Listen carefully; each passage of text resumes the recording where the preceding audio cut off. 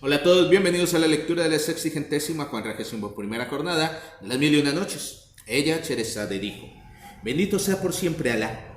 Luego añadió: Claro que tú no tienes culpa por qué reprocharte, oh hijo mío, pues todo el mal que nos ha sucedido se debe a aquel mercader extranjero a quien invitaste la tarde última a comer y a beber contigo y que se marchó por la mañana sin tomarse el trabajo de cerrar tras él la puerta. Y ya debes saber que cada vez que queda abierta la puerta de una casa antes de salir el sol, el Cheitán entra en la casa y se posesiona del espíritu de los habitantes. Y entonces ocurre lo que ocurre. Demos pues gracias a Alá por no haber permitido que caigan sobre nuestras cabezas desgracias peores. Y contestó Abul Hasan: Tienes razón, oh madre. Obra fue de la posesión del Cheitán. Por lo que a mí respecta, bien hube de advertir al mercader de Mosul que cerrara tras de sí la puerta para evitar que entrase el Cheitán en nuestra casa. Pero no lo hizo, y con ello nos causó tantos contratiempos. Luego añadió: Ahora que noto bien que no tengo el cerebro volcado y que se acabaron las extravagancias, te ruego, oh tierna madre, que hables con el portero del hospital de locos, para que me libren de esta jaula y de los suplicios que soporto aquí a diario. Y sin más dilación corrió la madre de Abul Hasan a advertir al portero que su hijo había recobrado la razón, y el portero fue con ella para examinar a Abul Hasan e interrogarle. Y como las respuestas eran sensatas y el interpelado reconocía que era Abul Hasan y no Harun al-Rashid, el portero lo sacó de la jaula y le libró de las cadenas, y sin poder tenerse sobre sus piernas, Abul Hasan regresó lentamente a su casa ayudado por su madre y estuvo acostado varios días hasta que le volvieron las fuerzas y se le pasaron un poco los efectos de los golpes recibidos. Entonces, como empezaba a aburrirle la soledad, se decidió a reanudar su vida de antes y a ir a sentarse en el extremo del puente a la puesta del sol para esperar la llegada del huésped extranjero que le deparase el destino. Y he aquí que aquella tarde era precisamente la del 1 de mes, y el califa Harun al-Rashid, que tenía la costumbre de disfrazarse de mercader a principio de cada mes, había salido en secreto de su palacio en busca de alguna aventura y también para ver por sí mismo si reinaba en la ciudad el orden conforme a sus deseos, y de tal suerte llegó al puente al extremo del cual estaba sentado Abul Hasan, y Abul Hasan, que acechaba la aparición de extranjeros, no tardó en divisar al mercader de Mosul, a quien ya había albergado y que se adelantaba seguido, como la primera vez, de un esclavo corpulento. Al verle, quizás porque considerase el mercader causa inicial de su desgracia, quizá porque tenía la costumbre de hacer como que no conocía a las personas que había invitado a su casa, Abul Hasan apresuróse a volver la cabeza en dirección al río para no verse obligado a saludar al antiguo huésped.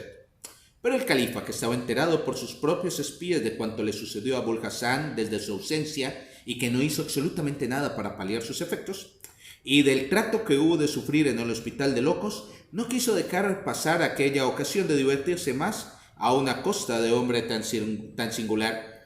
Y además el califa, que tenía un corazón generoso y magnánimo, había resuelto reparar cualquier día, quién sabe qué día, en la medida de sus fuerzas, el daño sufrido por Abul Hasan, devolviéndole con beneficios de una manera o de otra el placer que experimentó en su compañía.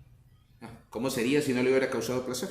Así es que en cuanto vio a Abul Hasan se acercó a él, asomó la cabeza por encima del hombro de Abul Hasan, que mantenía obstinadamente vuelto el rostro hacia el lado del río, y mirándole a los ojos le dijo: La salema contigo, oh amigo mío Abul Hasan, mi alma desea besarte. Pero Abul Hasan le contestó sin mirarle y sin moverse: Entre tú y yo no hay salema que valga, vete, no te conozco. Y exclamó el califa: ¿Cómo, Abul Hasan? ¿Es que no reconoces al huésped a quien albergaste toda una noche en tu casa? El otro contestó: No, por Alá, no te reconozco, vete por tu camino. Pero al-Rashid insistió cerca de él y dijo: Sin embargo, yo bien te reconozco y no puedo creer que me hayas olvidado tan completamente, cuando apenas ha transcurrido un mes desde que tuvo lugar nuestra última entrevista y la velada agradable que pasé en tu casa solo contigo.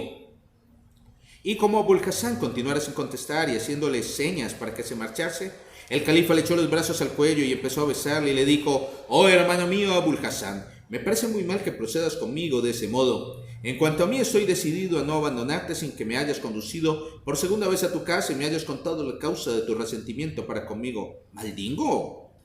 ¿Por qué? Por la manera de rechazarme, veo que tienes que reprocharme algo.